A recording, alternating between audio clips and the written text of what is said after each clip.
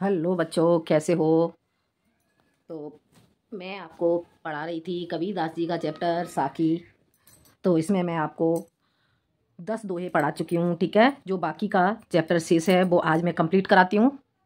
तो देखते हैं, इतना आपने तैयार कर लिया होगा। कबीर कहा गर्भियो ऊंचे देख आवास। कबीरदास जी यहाँ पे क्या कहते हैं? कबीर कहा गर्भियो ऊंचे देख आवास। काले पड़ियों भूवे लोटड़ा ऊपर जामे घास। क्या कहते हैं यहाँ पे कबीरदास जी? कबीर कहा गर्भ्यो ऊंचे देख आवास। कबीरदास जी कहते हैं कि कहा गर्भ्यो क्यों गर्व करता है? ऊंचे देख आवास, ऊंचे आवासों को देखकर। यहाँ पे कबीरदास जी कहना चाहते हैं कि हे मनुष्य, तू क्यों गर्व करता है? ऊंचे देख आवास, ऊंचे ऊंचे आवासों को, ऊंचे महल अट्टारों को देख करके क्यों गर्व करता है? काले पड़्यो भोवे लोटड़ा।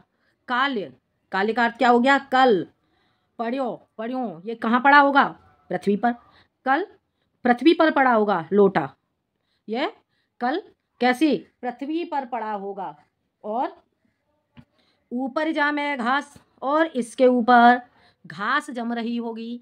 अर्थात कबीरदास जी कहना चाहते हैं कि हे मनुष्य, हे सांसारिक प्राणी, कहा गर्भ्यो, तू गर्व क्यों करता है? हे सांसारिक प्राणी, तू ऊंचे महल अटारों को देख करके क्यों गर्व करता है? कल जिन ऊंचे महलों पर तू गर्व करता है, वही महल कल क्या होंगे? नीचे पड़े होंगे। और उस पर क्या होगा? ये नीचे पड़े होंगे, और उन पर क्या, भूमि पर पड़ने के बाद ऊपर जामे घास, और उनके ऊपर घास जम रही होगी। हो गया क्लियर?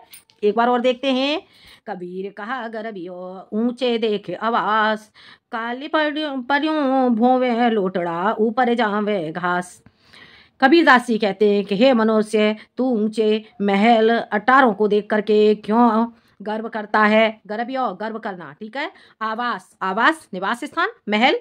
तो यहाँ पे कबीरदास जी कहते हैं कि हे मनुष्य, तू ऊंचे ऊंचे महलों को देख करके क्यों गर्व करता है? काले पड़ियों भोवे लौट रहा है, और तू जिनके ऊपर, जो ऊंचे ऊंचे महल हैं, इनके ऊपर तू गर्व करता है, वही कल क्या होंगे?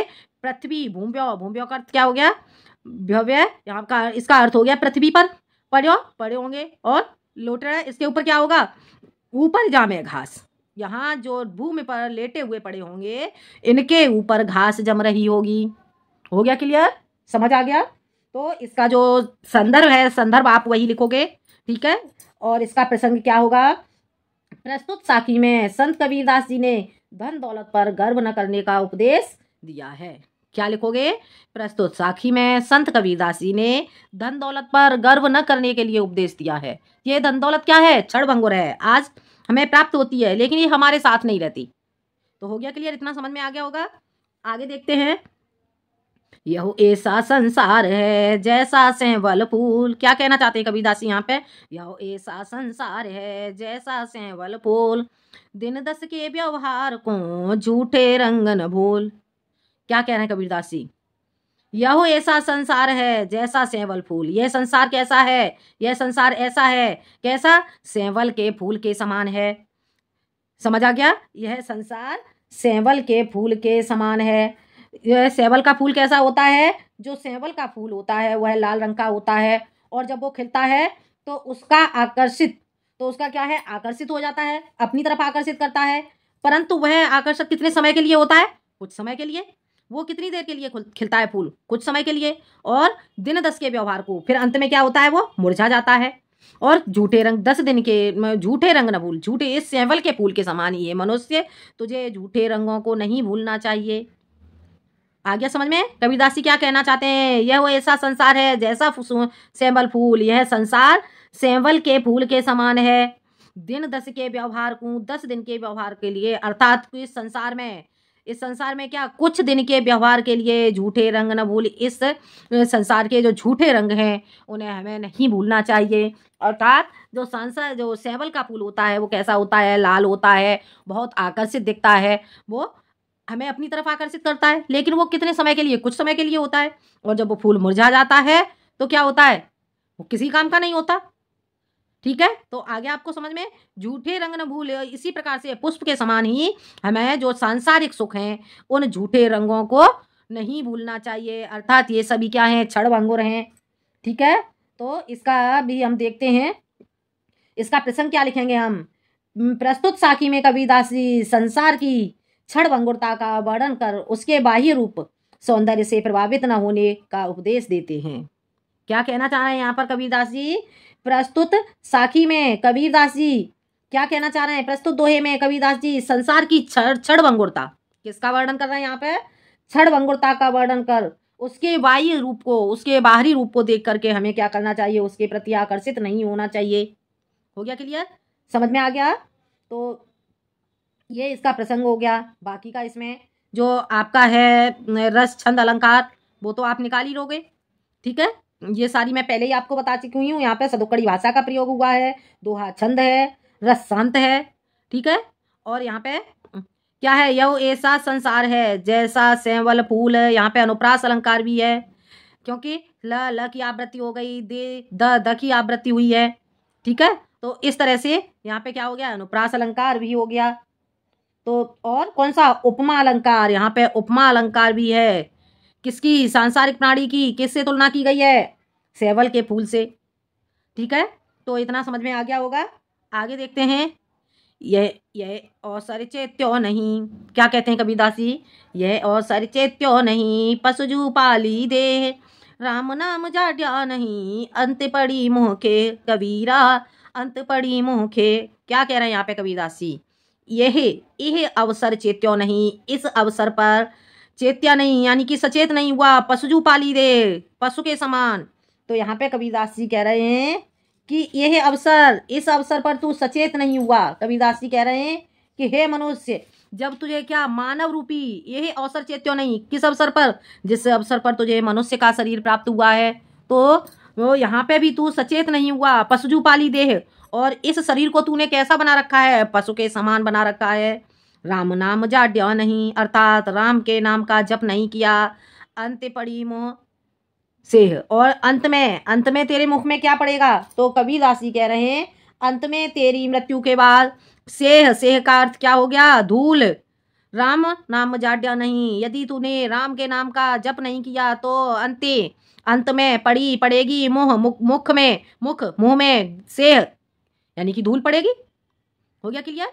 एक बार और देखते हैं, यह अवसर चेत्या नहीं पशुजू पाली दे। कबीरदास जी कह रहे हैं यह अवसर, इस अवसर पर, किस अवसर पर, जब तूने मनुष्य का शरीर प्राप्त किया है। ठीक है, तो कबीरदास जी यहाँ पे कह रहे हैं कि हे मनुष्य, तूने जब मनुष्य रूपी मानव रूपी देह को प्राप्त किया है, मानव शरीर को, मानव देह को प्राप्त किया है, तब भी तू क्या चेत्या नहीं, तब भी तू सचेत नहीं हुआ, और पशुजू पाली दे, और इस शरीर को तू कैसे पशु के समान लिए हुए घूमता है। राम नाम जाड्या नहीं, राम नाम का जप नहीं किया, अंत पड़ी मुख से, और अंत में तेरे मुख में से यानी क्या पड़ेगा, धूल ही पड़ेगी। से का अर्थ हो गया धूल, अंत में तेरे मुख में धूल ही पड़ेगी। हो गया क्लियर, समझ में आ गया होगा। अब इसका हम प्रसंग क्या लिखेंगे। प्रस्तुत साखी में कबीरदास जी ने कहा है कि मानव जीवन को व्यर्थ नहीं गंवाना चाहिए, और इसे हमें कहाँ लगाना चाहिए, ईश्वर के भजन में, ईश्वर के भजन में लगाना चाहिए। क्या कहा है कबीरदास जी ने, प्रस्तुत साखी में यानी कि प्रस्तुत दोहे में कबीरदास जी का कहना है कि जो तूने मानव के शरीर, हे मनुष्य, तूने जो मानव के शरीर को प्राप्त किया है, इस शरीर को क्या व्यर्थ नहीं गंवाना चाहिए, और हमें क्या करना चाहिए, इस मानव शरीर में ईश्वर का भजन करना चाहिए। हो गया, ईश्वर के ध्यान में इस शरीर को लगाना चाहिए। ये आपको समझ में आ गया होगा। यहाँ पे भी आपका अनुप्रास अलंकार है, उत्प्रेक्षा अलंकार है, सदुक्कड़ी भाषा का प्रयोग हुआ है। कौन सा अलंकार, अनुप्रास अलंकार, उत्प्रेक्षा अलंकार और सदुक्कड़ी भाषा का प्रयोग हुआ है। ठीक है, पशुजू पाली दे अर्थात अज्ञानता और पशु के शरीर में समानता प्रदर्शित की गई है, अतः उपमेय में उपमान की संभावना होने के कारण यहाँ उत्प्रेक्षा अलंकार का प्रयोग हुआ है। हो गया क्लियर, समझ में आ गया होगा। और यहाँ पे आपका अनुप्रास अलंकार भी है, एक शब्द का आवृत्ति एक अक्षर की, यहाँ पे जहाँ वर्णों की आवृत्ति हो जाती है वहाँ पे अनुप्रास अलंकार होता है। ये चीज मैं आपको बता चुकी हूँ। ठीक है, अगला देखते हैं, यह तन कांचा कुंभ है लिया फिर था साथ। क्या कह रहे हैं यहाँ पे कबीरदास जी, देखो, यह तन कांचा कुंभ है, लिया फिरे था साथ, डबका लागा फूटेगा, कछु न आया हाथ। देखो कबीरदास जी क्या कहना चाहते हैं, यह तन कांचा कुंभ है, हे मनुष्य जो तेरा ये शरीर है ये कैसा है, कांचे कच्चे घड़े के समान है। क्या कह रहे हैं यहाँ पे संत कबीरदास जी, कह रहे हैं कि हे मनुष्य, तू जिस शरीर को अपना समझ करके सदैव संभाल कर रखता है, अर्थात अपने साथ लिए फिरता है, वह लियो फिरे था साथ, अपने साथ लेकर के इसे घूमता है, यह तन कांचा कुंभ है। क्या कहना चाह रहे हैं कबीरदास जी, यह तन यानी कि यह शरीर कांचा कच्चे, कुंभ कुंभ कहते हैं घड़े के लिए है, तो यह तन कच्चे घड़े के समान है, लिया फिरे था साथ, और क्या इसे लेकर फिर रहा है, कहाँ, साथ। कबीरदास जी कह रहे हैं कि इसे तू साथ लेकर के घूम रहा है, डबका लागा फूट गया।